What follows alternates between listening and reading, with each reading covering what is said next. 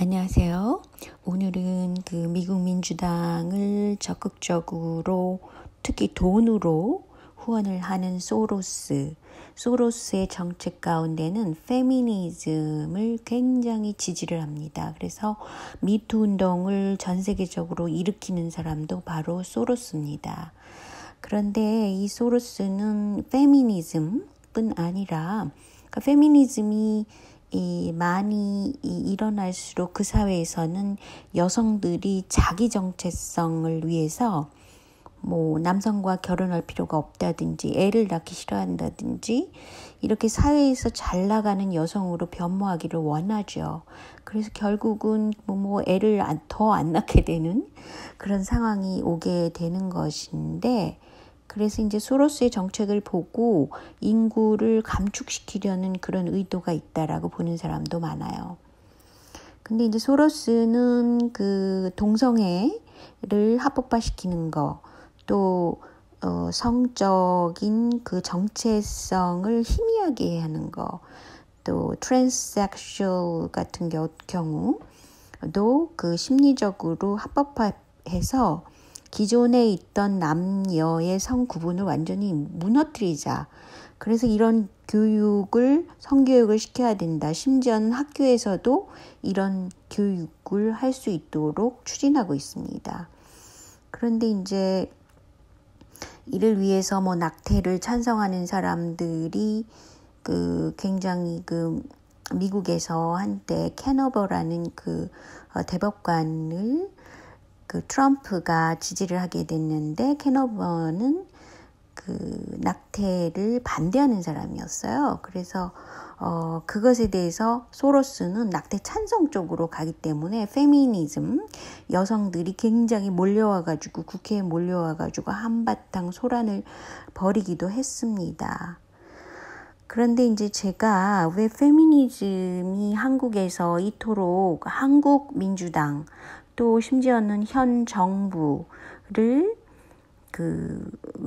정책과 맞물려 가고 있다. 즉, 현 문재인 정부는 여성주의, 여성들의 인권을 특별히 생각하는 그런 쪽으로 계속 가고 있잖아요. 그런데 종교적으로 제가 자꾸 왜 통일교나 원불교에 대해서 전에 말씀드린 동영상을 보더라도 왜 그것과 소로스의 민주다진 정책과 세계적으로 같은 추세로 지금 가고 있냐 하는 문제에 대해서 거론하고 싶어 하는 거죠.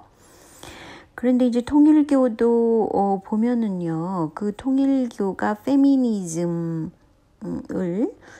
추진하고 있다. 양성평등과 여성 해방을 직접적으로 표방하고 있다라고 선언을 했어요. 이거 누가 얘기를 한 거냐면요, 문선명의 아들이겠죠. 문선영, 이 사람이 2010년도에 발표한 것입니다. 그래서 통일교가 여성주의에 대해서 굉장히 적극적인 종교라는 것을 함축적으로 얘기를 했어요. 근데 마찬가지로 신종교라고 그래서 원불교, 즉 홍석현 그 사람 쪽에서 이제 믿는다는 원불교 쪽도 마찬가지로 남녀 권리 동등 지위와 역할을 부여해야 된다. 그래서 성직자에게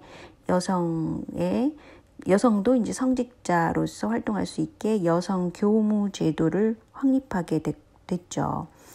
그래서 이거는 성공회랑 마찬가지로 남녀 구분을 짓지 말고 성직자가 될 수 있도록 하는 그런 일종의 사회운동이라고 볼 수 있어요.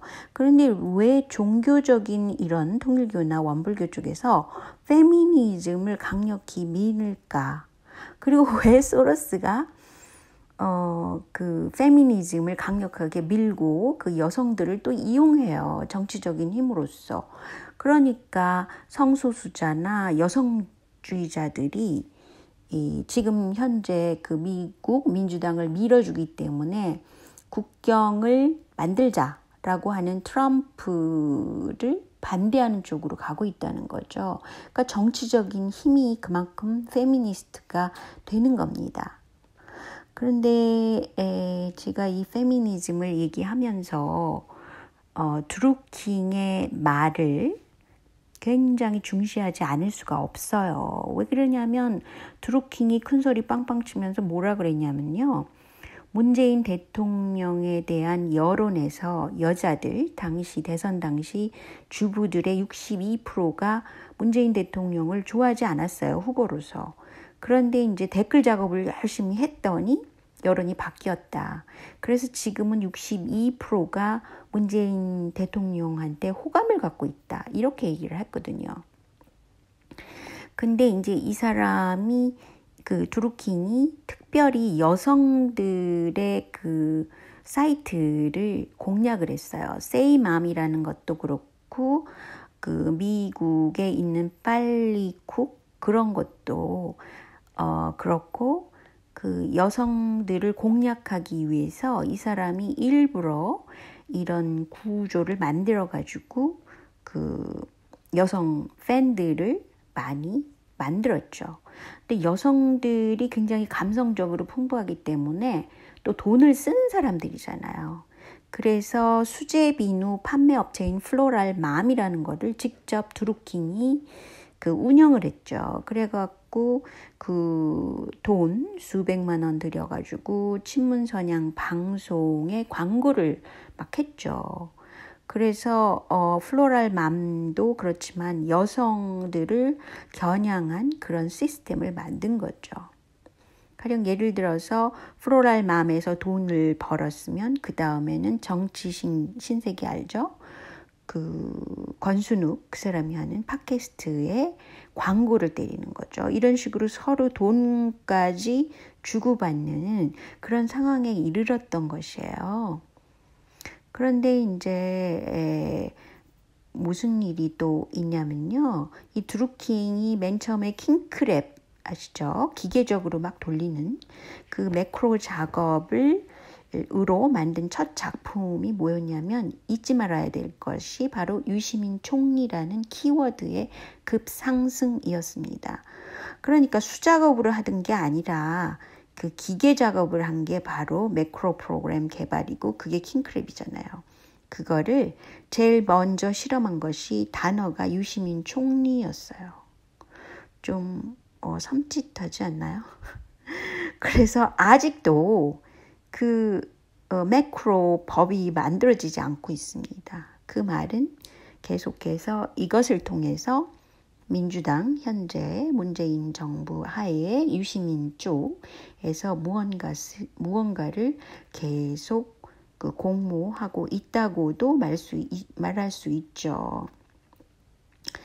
그래서 이게 단순한 문제가 아닙니다. 드루킹 사건은. 그리고 유시민이 계속 그걸 써서 또 한편 김어준과 절친인 지지율 조사 기관 리얼미터 등과 공모를 하면 이거는 여론 조작을 아주 쉽게 할 수 있는 겁니다. 드루킹 댓글 부대가 선출한 대통령.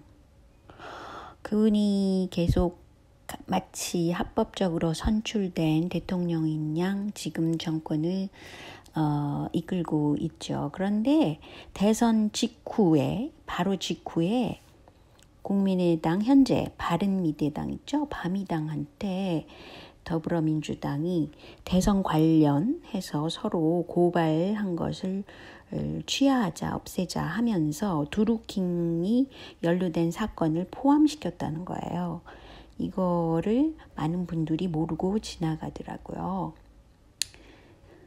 아이고, 그런데 이제 삼성에 대한 예찬론을 문재인 현 대통령이 말을 해가지고 완전히 많이 촛불의 적폐 세력을 해결해 줄 기대를 했던 그런 많은 분들이 실망을 했고 지지를 접고 막 그런 상황까지 이르렀는데요. 그때가 2월 8일이었죠. 그래서 작년 2월 8일이요.